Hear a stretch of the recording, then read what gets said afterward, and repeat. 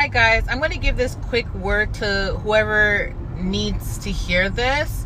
I was supposed to post it earlier. I'm just stuck in traffic right now.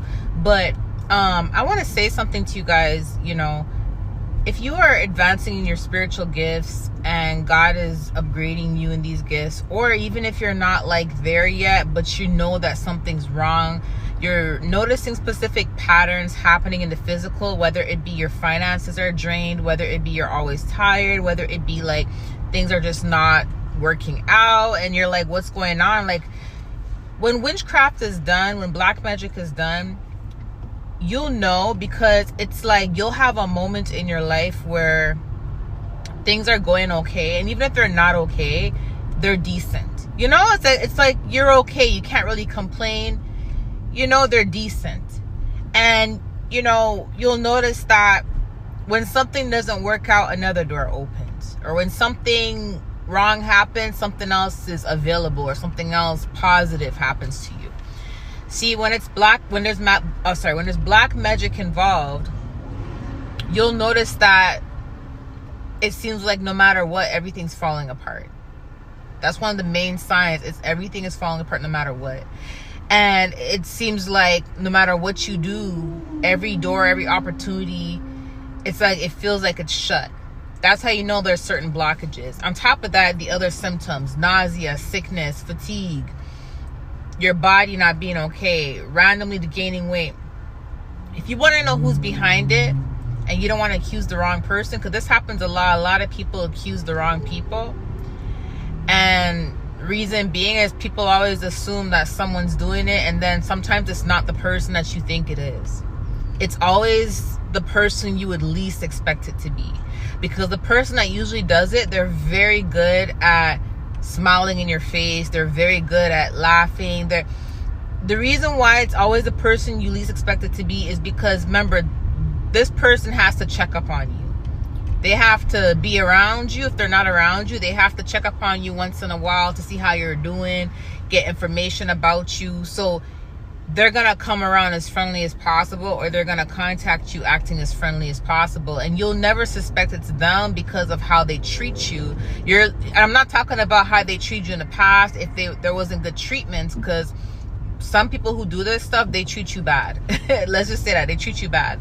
But you'll notice that when they're around you, they're acting different. They're acting really nice, overly nice. And being someone that, you know, you may not want to accuse anybody, or you may not be 100% sure that this is happening, so you may kind of be in denial. Everybody goes through that stage of denial when this is happening to them, and they'll go through this stage sometimes for years, right? You won't want to think anything. So when you're in denial and you see them smiling in your face, you're going to instantly think, oh, I'm tripping, it's not them, especially when you have a good heart. You're going to instantly think that, and you're instantly going to like gravitate to their niceness, right? But I told some of you guys this in the past, but the key is you literally have to sit down in a quiet space, away from everybody, away from the TV, away from the phone. Get in God's presence. Get in God's presence. Okay? Go into a fast. Get in God's presence.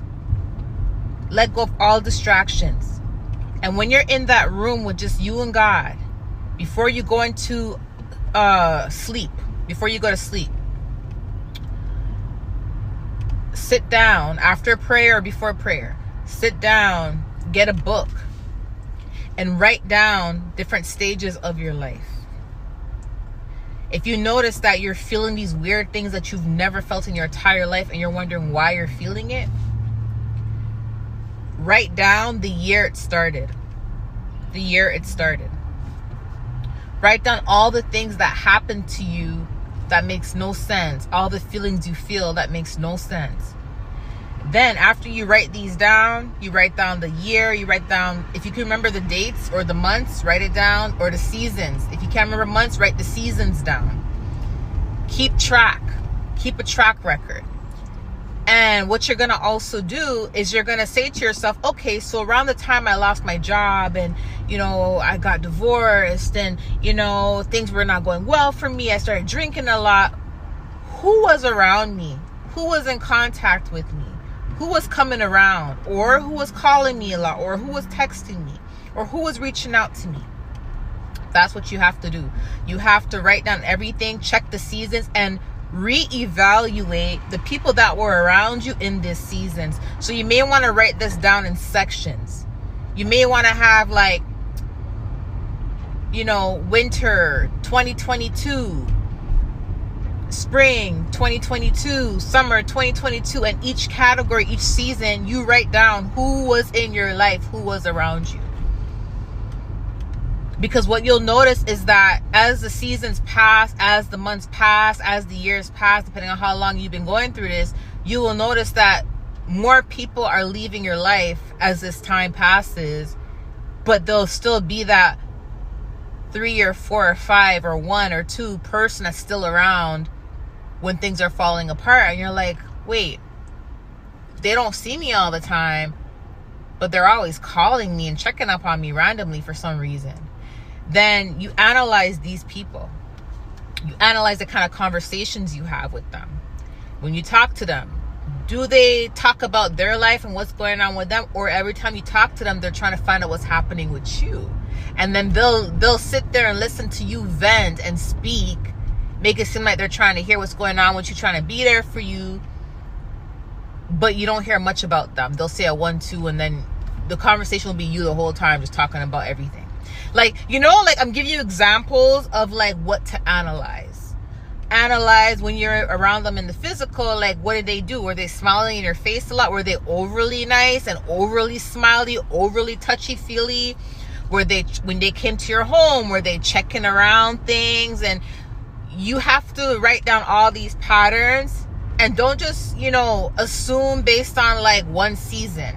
You really have to have this track record going for some time, because what will end up happening is a puzzle piece will be put together for you. The reason why I say go into presence with God is because while you are analyzing and remembering things, and you're in a quiet space with God and you're fasting, you've already opened the door. You've already knocked, and God opened the door for you to receive your answers. So what will happen is the Holy Spirit will start pouring into you.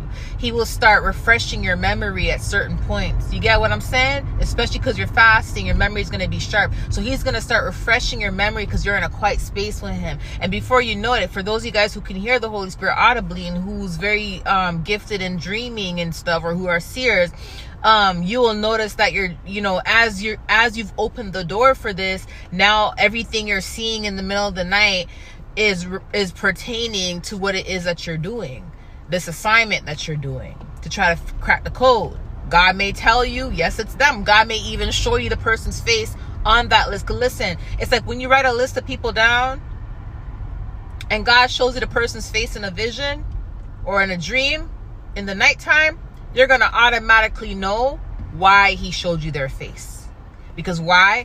Earlier on in the day, were you not writing a list of people down? So why is God showing you that particular person? Do you get it? So compared to God showing you this person's face, but you didn't write no list down, you're not analyzing any of this or anything like that, you'd be wondering why God's showing you their face. And it could be any reason why he's showing you their face.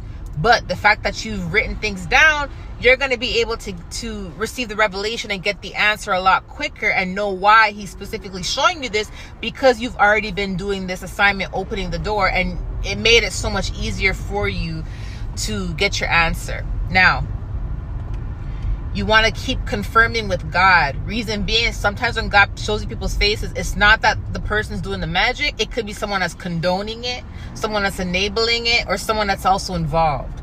But it can also be the person doing it. So this is why I always say keep a track record and keep it going for some time. So when you get to like a certain amount of time, you've already cracked the code. You know exactly who it is. And God, not only that, but you've received so many revelations from God who it is. Okay? Trust me, the people that are doing it to you, they'll always call you. And not only that, they'll always tell you to call other people in your family or friend groups who are enabling them. It's like a cover-up. Okay? I love you guys. Bye.